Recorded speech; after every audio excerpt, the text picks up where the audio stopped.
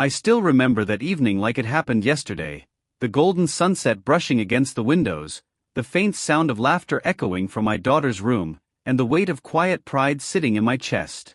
Her wedding was just a week away. I had spent months preparing, saving, and planning every detail, as if it were my own second chance at happiness. My name is David Miller, and for most of my life, I believed that being a father meant giving without keeping score. I believed love, once given, would always find its way back, even if it took time. But that day, I learned that love doesn't always return the same way you give it. My daughter's name is Emily. She was the light of my life, bright, ambitious, and stubborn like her mother, Linda. When she was little, she'd sit beside me while I repaired furniture in the garage. "Dad," she'd say, her small voice filled with curiosity, "why do you fix things instead of buying new ones?" I'd smile and tell her, "Because fixing something teaches you its value. Throwing it away teaches you nothing." She'd nod, pretending to understand, but I could tell she was thinking about something else entirely. She always was, her mind miles ahead of mine. Life changed after her mother and I divorced. Emily was 15. She stayed mostly with her mother in the city, while I moved to a quiet suburb in Ohio. I still called, still visited, still sent whatever money I could. Birthdays, school trips, college applications.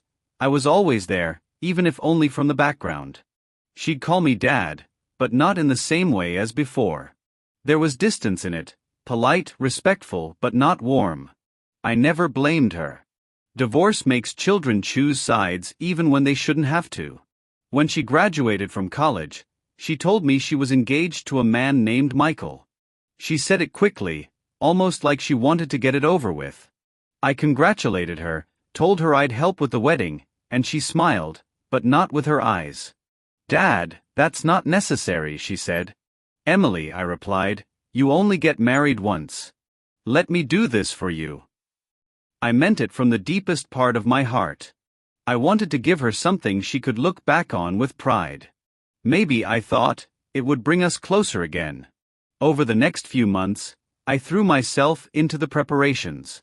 I paid for the venue, a beautiful countryside estate with a white gazebo and a lake that shimmered at sunset. I covered the catering, the music, even the photography package she wanted. Linda, my ex-wife, handled most of the planning, and though we barely spoke, I kept things civil. It wasn't about her or me anymore, it was about Emily. Every time I transferred another payment or signed another check, I pictured my daughter smiling on her big day. That image alone made every dollar worth it.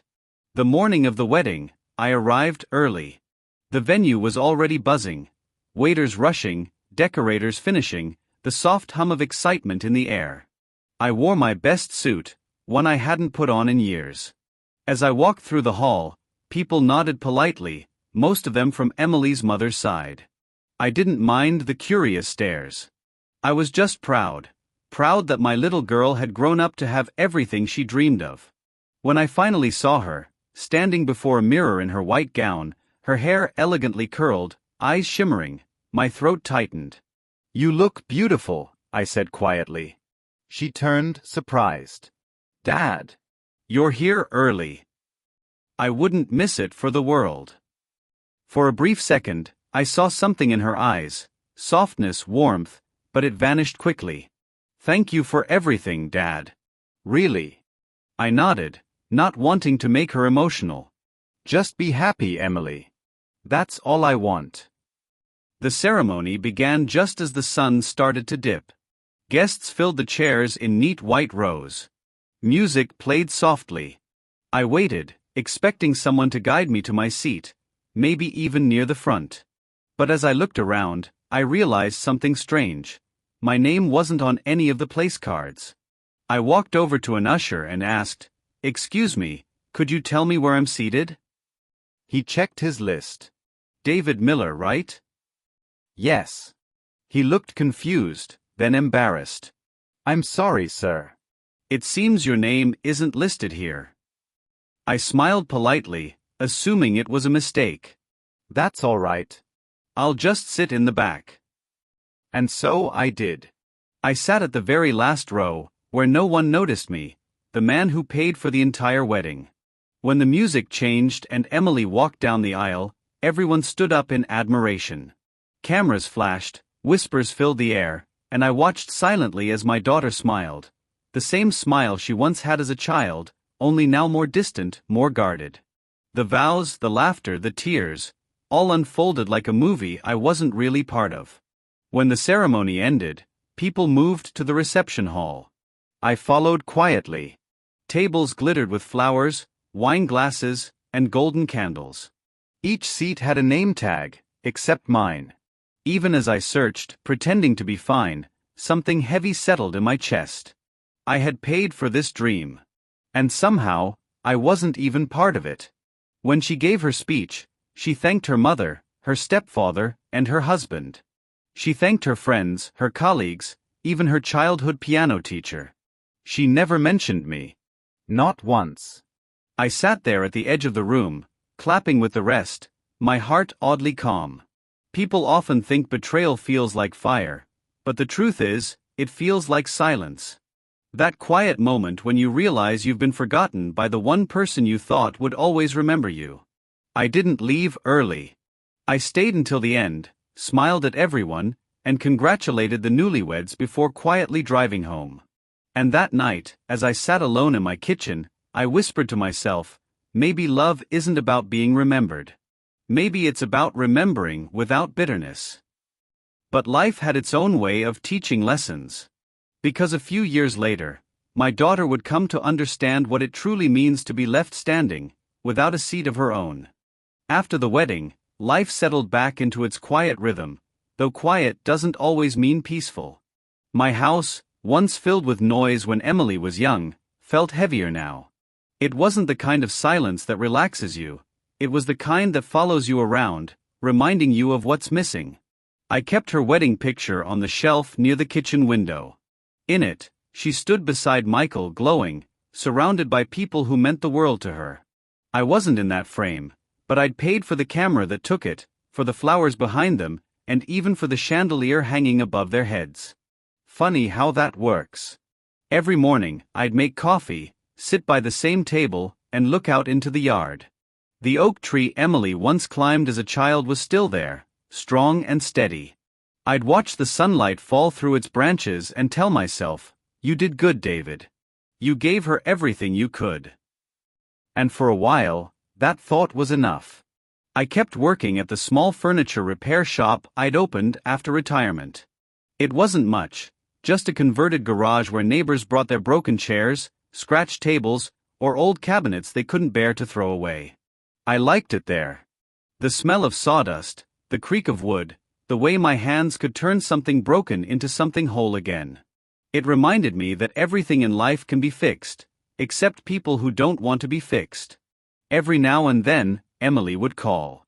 Short calls, polite, practical. Dad, I got promoted. Dad, we're moving to a bigger house. Dad, Michael and I are going on vacation. I'd listen, congratulate her, ask questions, and she'd respond with half smiles through the phone. But she never asked how I was doing.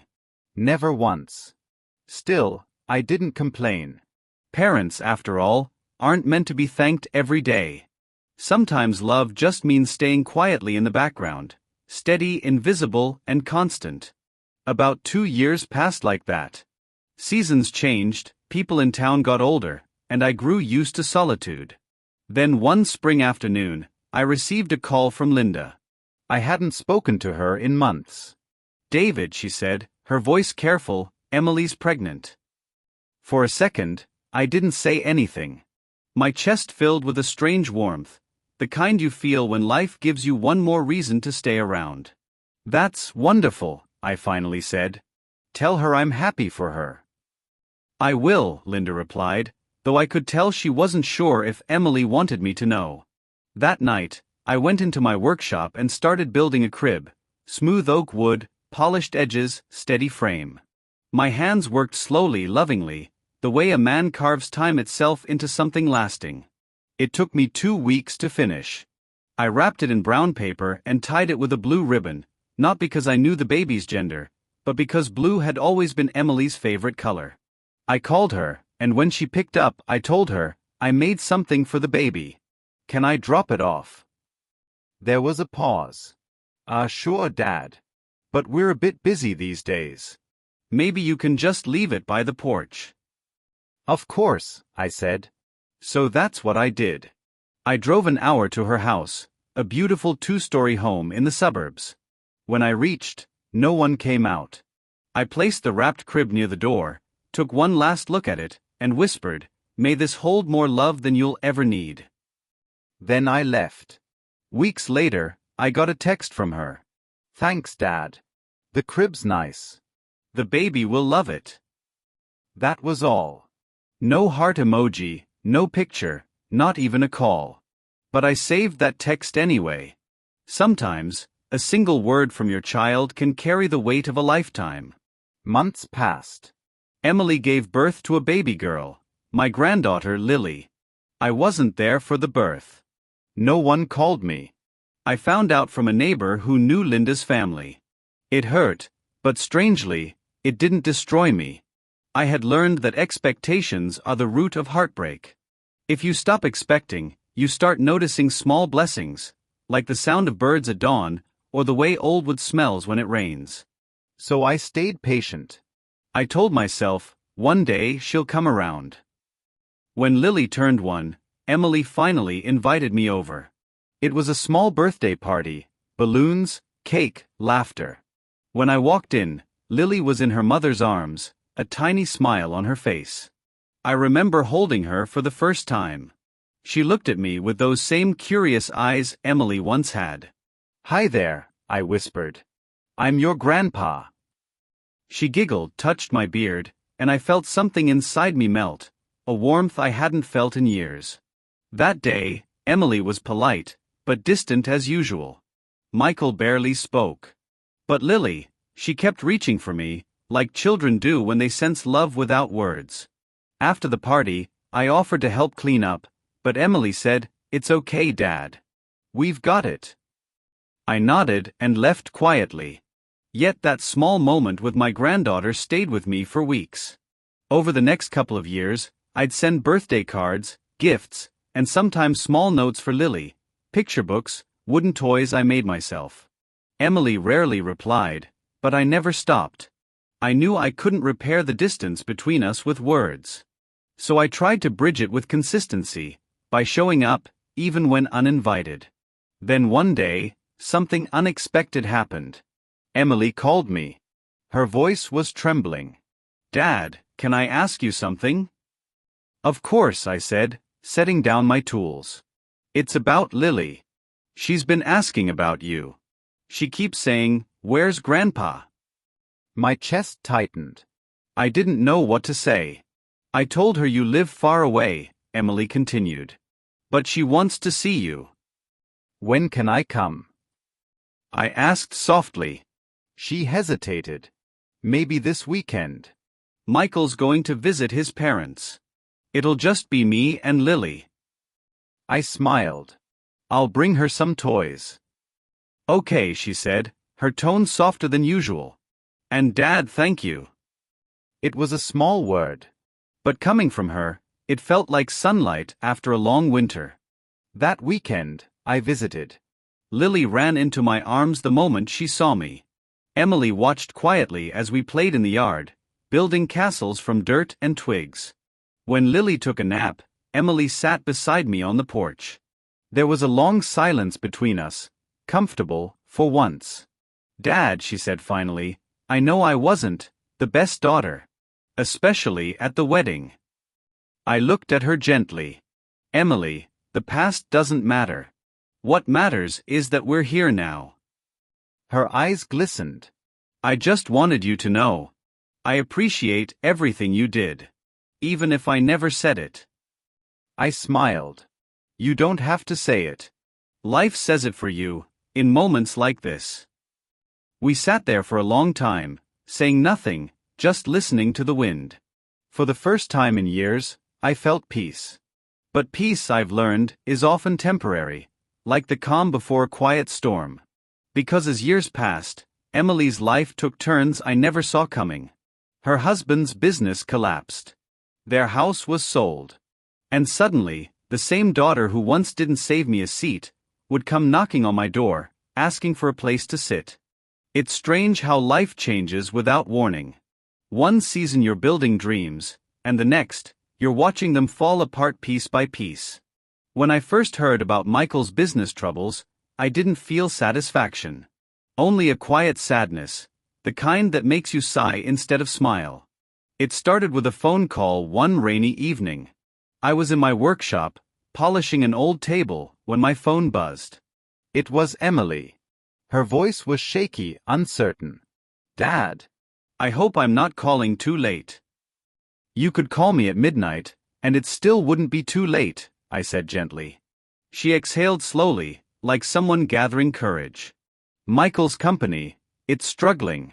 He lost a big client. We're trying to figure things out." "I see," I said quietly. "How are you holding up?" "I'm fine," she said quickly, too quickly. "We'll manage." I didn't press further. I knew pride when I heard it. After the call ended, I sat there for a long time, listening to the rain tap against the window.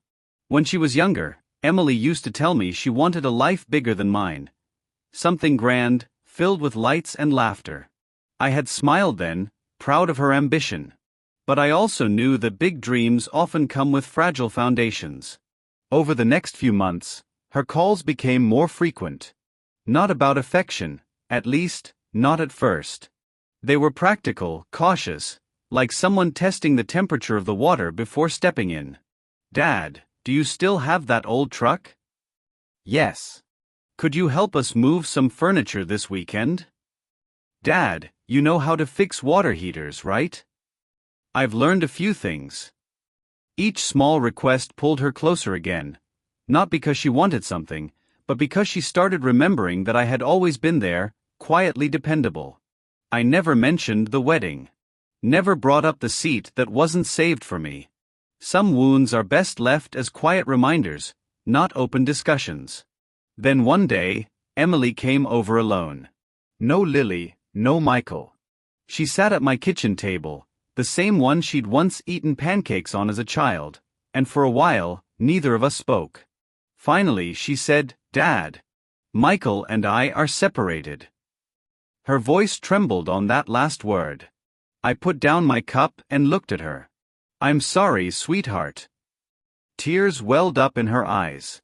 "We tried. He changed after the business failed. He got distant, angry. I don't even know who he is anymore."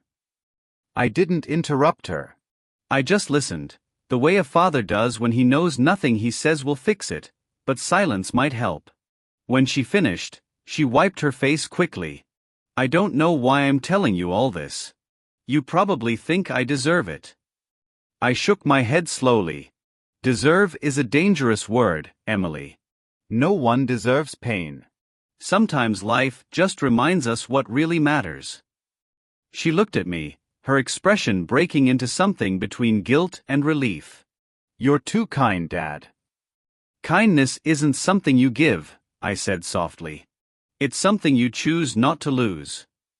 After that, she started visiting more often, sometimes with Lily, sometimes alone. Lily loved coming over. She'd chase butterflies in the yard, sit in my lap while I told her stories, and play with wooden toys I carved. Her laughter filled the house like sunlight through dusty windows. Emily watched us one afternoon as I taught Lily how to sand a small birdhouse. "You have so much patience," she said quietly. I smiled. When you've spent most of your life waiting for the right moments, patience becomes your best friend. Her eyes softened. "I wish I'd been more like that." "You still can be," I replied. A few months later, she told me Michael had filed for divorce. "He wants the house," she said bitterly. "I can't even afford a lawyer right now." "Do you want me to help?" I asked. Her head dropped. "You've already done enough. I can't take more from you." I paused, then said, "Emily, love doesn't keep receipts." She stared at me for a moment, then, to my surprise, she started crying. It was the kind of cry that doesn't come from fresh pain but from years of buried regret finally finding air. She whispered, "I hurt you, didn't I? That day, the wedding." I stayed quiet for a moment, then said, "Yes, you did." She nodded slowly. "I know. I was selfish. I thought I was being independent, strong, but I was just proud." "Pride is heavy," I said softly. "It keeps our hands too full to hold the people who love us." She covered her face with her hands. "I don't know how to make it right." "You don't need to make it right," I said. "You just need to stop making it wrong." After that day, something changed between us. The wall that had stood for years, silent, cold, and invisible, began to crumble. Emily started spending weekends with me and Lily. We'd cook together, fix things around the house, or drive to the park for ice cream. She'd often sit quietly, watching Lily and me play, her face full of thoughts. Once, she said softly, "You know, Dad, when I was planning my wedding, I wanted it to be perfect. I thought perfection would make me happy. But I see now, peace feels better than perfect." I nodded. Perfection doesn't last. Peace does. One evening after dinner, she asked, "Do you ever think about Mom?" "Sometimes," I said. "She had her strengths. We just wanted different things." She sighed. "I think I get that now.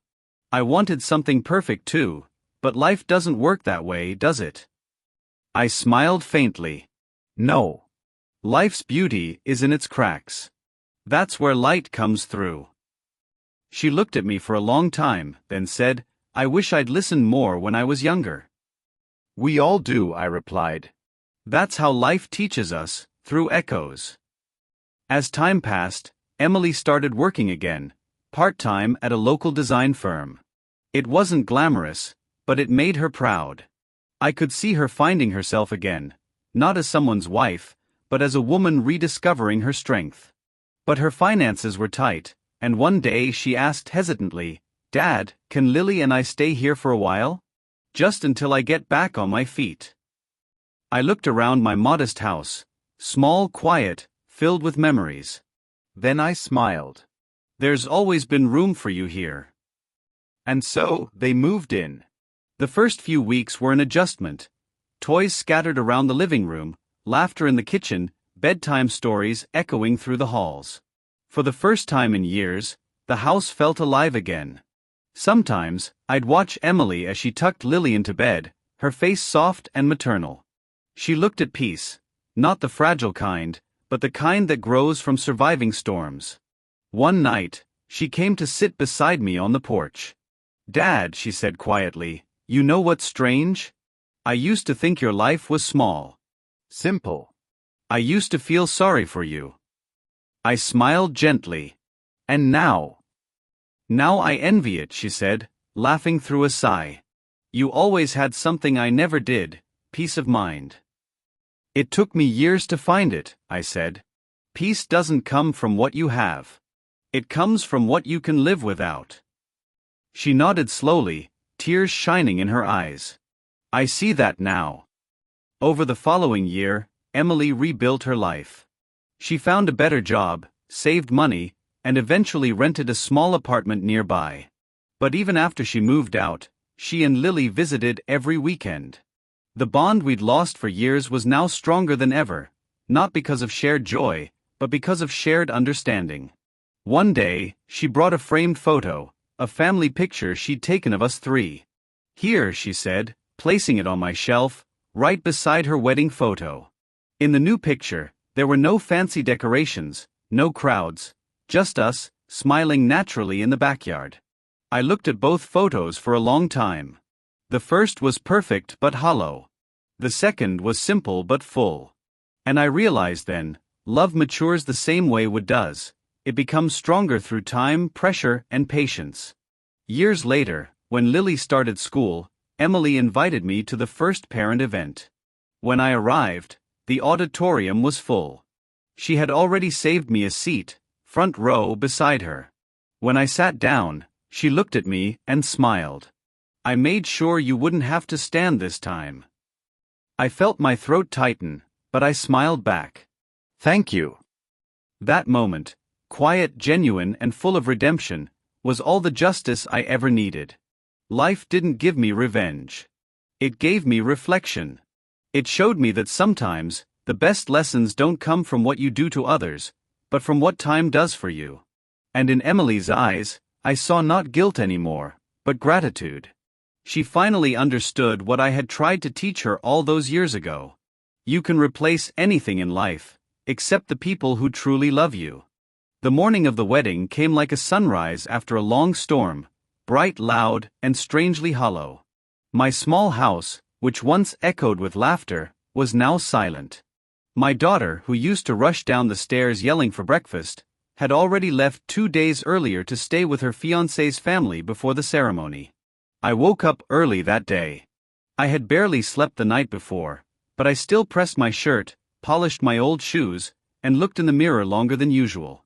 My reflection felt older than I remembered, more lines, less light in the eyes. But there was pride there too. I had kept my promise.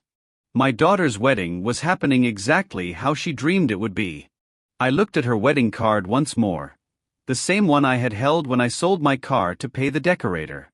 The gold letters on the white paper seemed to shimmer, but one detail made my heart sink a little. Under the list of hosts, there was her name and her husband's family name. Mine wasn't there. I told myself it was a mistake. Maybe they forgot. Maybe it didn't matter. I told myself that love didn't need recognition. That a father's reward was seeing his child happy. So I wore my best suit, put on the tie she had bought me 2 years ago for my birthday, and took a rickshaw to the wedding venue. The hall was stunning. Chandeliers glowed like falling stars, flowers spilled down every pillar, and music filled the air. Guests were laughing, taking pictures, and praising how beautiful everything looked. I stood by the entrance for a while, taking it all in. Every decoration, every sparkle, it all carried pieces of my sacrifice. And it was worth it, or so I wanted to believe. Then I saw her. My daughter. My beautiful girl, dressed in a red bridal gown, glowing brighter than the lights themselves. For a moment, time stopped. I remembered holding her tiny hands when she learned to walk. I remembered tying her school shoes, staying up with her during exams, saving secretly for her college admission. I smiled with tears in my eyes. I started walking toward the stage where she sat with her husband-to-be. The crowd was thick, and I had to move carefully through clusters of guests. When I reached the front rows, I looked around for my seat. I couldn't find one with my name. The first 2 rows were labeled bride's family and groom's family. I searched carefully for my chair, thinking maybe there was a mistake. I saw my relatives seated, some distant cousins, even neighbors, but not my name. Finally, I went to the usher and asked, "Beta, where is my seat?" He looked at the chart in his hand and hesitated. "Sir, can I ask your name?" I told him. He looked again, awkwardly flipping through the list. Then he said softly, "I'm sorry, sir. I don't see it here. Maybe you can sit at the back." His words echoed louder than the music. I felt a strange chill. Maybe it was a misunderstanding. Maybe she didn't know. Maybe someone forgot to include me. I didn't want to make a scene, so I quietly walked toward the back of the hall.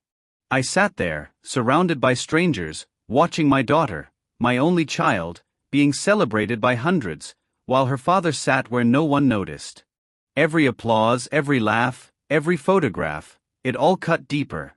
But the real wound came when they started the family pictures. The photographer called, "Bride's family, please come to the stage." I stood up instinctively, but then paused. Her in-laws went first, her mother-in-law, father-in-law, siblings-in-law. Then my ex-wife joined. I watched them all smile, pose, and hold my daughter's hands proudly. I waited, expecting someone to call for me. No one did. She didn't look toward me once. The photographer's flash went off, capturing the perfect moment, a family portrait that didn't include the man who built it all. I sat back down. My chest tightened, my eyes blurred, but I forced myself not to cry. Fathers don't cry in public, right? That's what I always believed. When the ceremony ended, I waited near the exit to at least hug her, to bless her one last time before she left for her new life. She came out surrounded by friends and laughter. When she saw me, her smile faltered for a second. That one moment, that flicker of discomfort, told me she knew. She knew what had happened. "Baba," she said softly, coming closer. "You came." "Of course," I whispered. How could I not? I wanted to tell her everything, how it hurt, how I felt invisible, but I couldn't. Instead, I just smiled and said, "You look beautiful." She looked away, guilt flickering in her eyes. "Thank you for everything, Baba. I'll come visit soon." I nodded, knowing she wouldn't. Her husband called her, and she turned to leave. I watched her walk away, hand in hand with him, stepping into her new life. And there I was, the father who had paid for the dream but didn't even have a seat to witness it. That night, I returned home. The silence was heavier than ever. The decorations I had brought home after her engagement were still lying in a box. I made myself a cup of tea, but it went cold before I could take a sip. I looked at the empty chair across from me, the one where she used to sit. The same seat I had saved for her at every dinner, every birthday, every conversation. And now, she couldn't even save one for me. I didn't sleep that night. I sat by the window, staring at the stars. I remembered something my late father once told me. "Children don't belong to us, son. We just hold their hands until they can walk alone. After that, they choose their path, sometimes away from us." Tears finally came. But they weren't of anger. They were of realization. I understood that love, when pure, doesn't always return in the same way. Sometimes it comes back years later, as regret, as understanding. I had lost something that night. Not money, not pride, but a place in my daughter's world. And maybe, that's what growing old truly means. Watching your world move on without you. Still, I prayed for her happiness. Because that's what fathers do, even when forgotten, even when uninvited, even when unloved, they keep loving quietly. Years passed like dry leaves blown by a quiet wind. Seasons changed, faces aged, and life went on, though not quite the same. After my daughter's wedding, the house felt emptier than ever. Days turned into quiet routines. Tea at sunrise, reading the newspaper even when nothing interested me, watering the plants she once loved. Every corner of the house still whispered her name. In the beginning, I would wait for her calls. I kept my phone close, even while sleeping. Sometimes, I'd wake up thinking I heard her voice calling Baba, only to realize it was a dream. Weeks became months. Then, silence became normal. I still sent her messages on special days. "Happy birthday, Beta. Eid Mubarak. I hope you're doing well." Sometimes she replied with a short "Thank you, Baba," sometimes not at all. I didn't mind. At least she read them, I could tell by the blue ticks. Then one winter morning, I saw her wedding photo in a magazine. Her husband's family was featured for some charity work, and there she was, standing beside him, smiling for the world. The caption called her Mrs. Adil. Not my daughter. Just Mrs. Adil. That name hurt more than I expected. But instead of bitterness, I felt something different: acceptance. She was living the life she chose. My part in her story was finished. Years slipped by. My hair turned silver, my steps slower. I spent my evenings in the small park nearby, feeding pigeons and watching children play. Sometimes, I'd see little girls laughing and running toward their fathers, their small hands grabbing their father's fingers tightly. And each time I'd smile, a smile that carried both warmth and pain. One day, I received a letter. It was from my daughter. After almost 6 years. "Baba, I hope you are well. I miss you. I've been meaning to visit, but life has been busy. Adil got transferred to Islamabad for work, and will be there for some time. I'll come see you soon, I promise." It wasn't much, but it was enough to light a spark in my heart. I spent the next week cleaning the house, fixing the old curtains, even buying fresh flowers. I didn't know when she'd come, but I wanted the house to look the way she remembered, warm, familiar, welcoming. Then one afternoon, there was a knock on the door. When I opened it, there she was, older, more graceful, but with tired eyes. Beside her stood a little girl, maybe 5 or 6 years old, holding a small teddy bear. "Baba," she whispered. For a moment, I couldn't move. My heart froze, then raced. I wanted to say something, but words failed. She smiled nervously. "This is my daughter, Alina. Your granddaughter." I knelt down, my hands trembling, and looked at the little girl.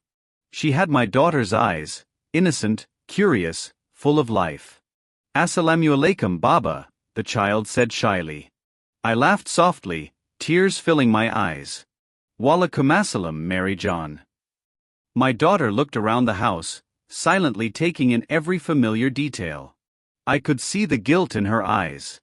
She sat down and said, "Baba, I wanted to come earlier," but her voice trailed off. I stopped her gently. "It's okay. "You're here now." But I could see her heart was heavy. As we had tea, she watched me carefully. Maybe she noticed the wrinkles that weren't there before, the way my hands shook slightly while pouring tea, or how I took slow breaths between sentences. "Baba," she said softly, "do you still go to work?" I smiled. "No, Beta. I retired 2 years ago. I teach a few children in the neighborhood now, keeps me busy." She nodded, looking down. "I'm sorry I wasn't here for that." I waved it off. "You had your own life. That's how it's supposed to be." But then, as the silence stretched between us, she whispered something that caught me off guard. "Baba, I saw you that day." I looked at her, confused. "At the wedding," she continued, her eyes glistening. "When you were sitting at the back." "I saw you, Baba." "I saw the seat, the one you never got." The words hit like a quiet storm. "I wanted to come to you," she said, her voice breaking. But everything was happening so fast. People were around me, cameras, music, and I thought, I'll talk to you later. But later never came.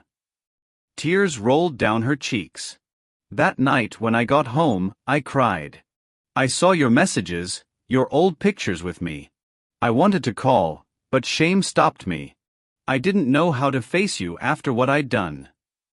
Her words broke something inside me, but not in a painful way.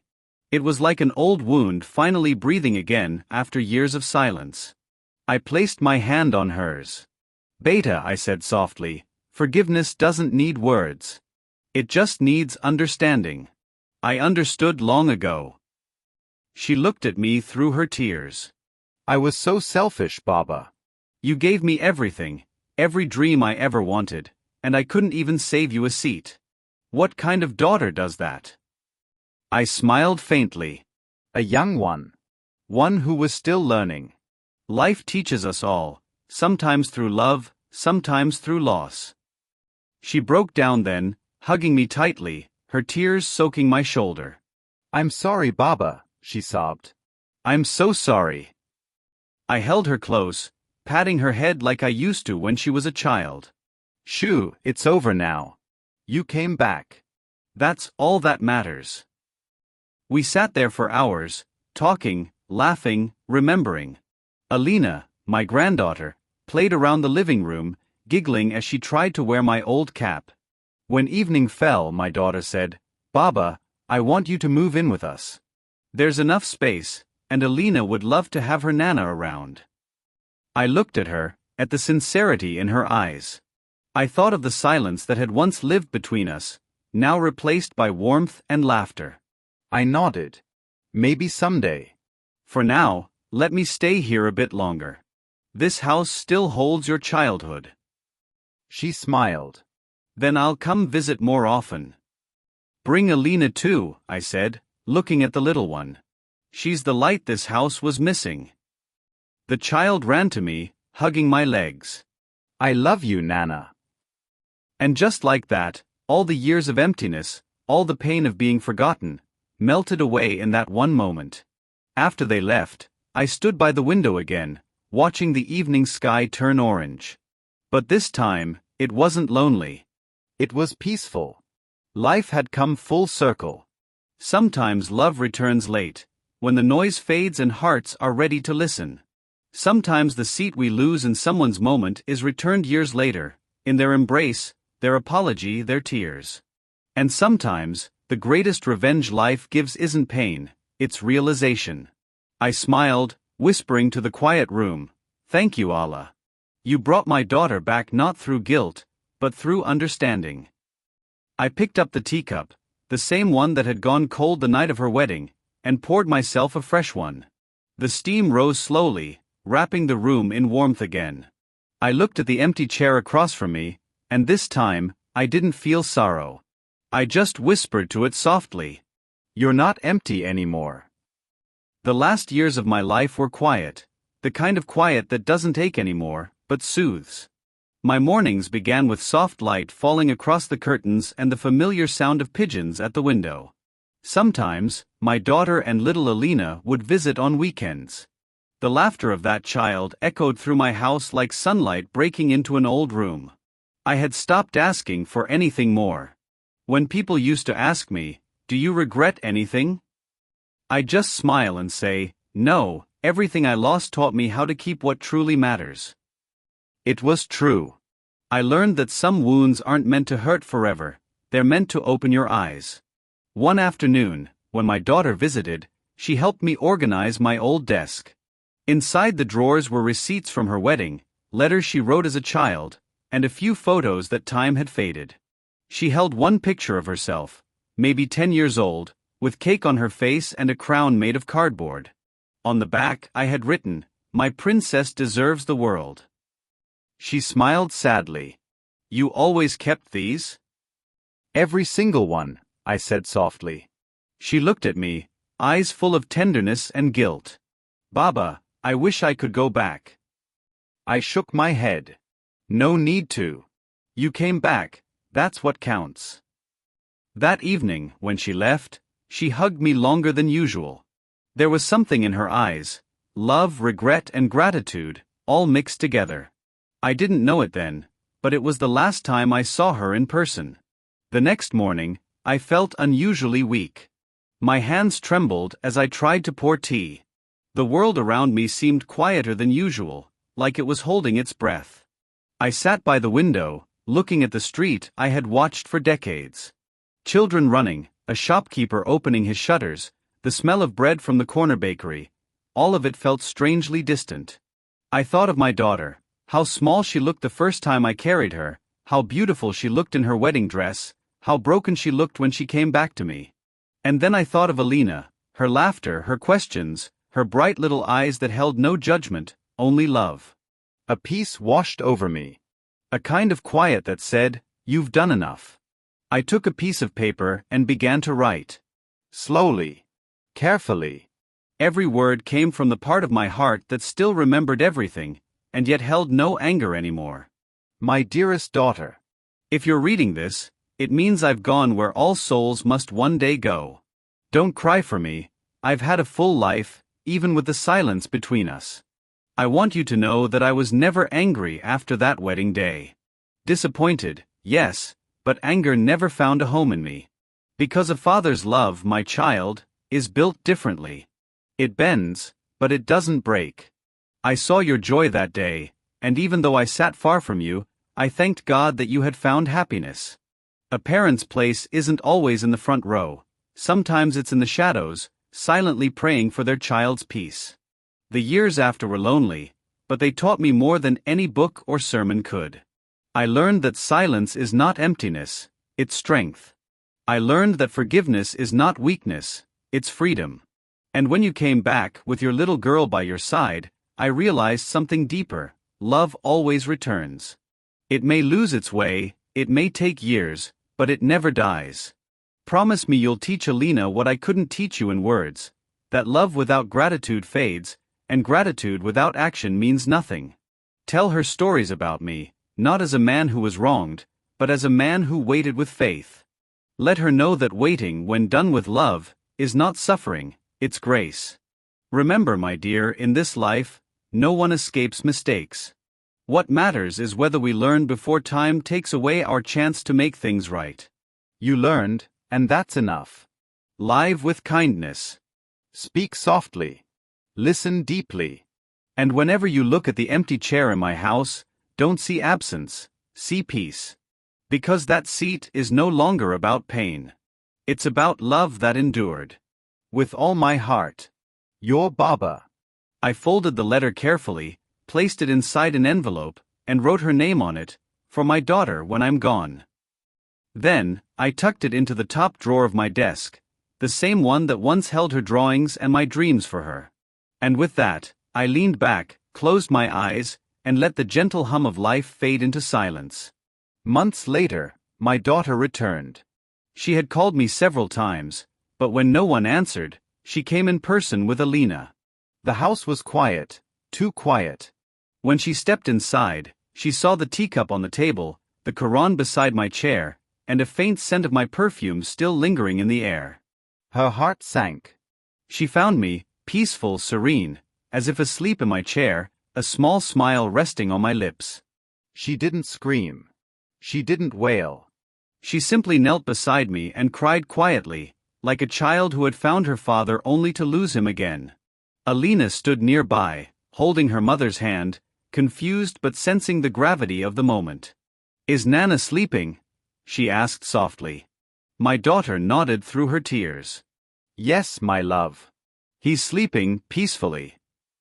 After the funeral, she sat alone in my study. Her eyes wandered across the shelves, the books, the family photos. And then she noticed the envelope, yellowed but untouched. She opened it, and as she read, her hands trembled. Tears fell onto the paper, smudging the ink slightly, but she kept reading until the end. When she finished, she pressed the letter to her chest, whispering, "You waited, Baba, and I came too late." Then she looked at the empty chair across from the desk. A soft smile appeared through her tears.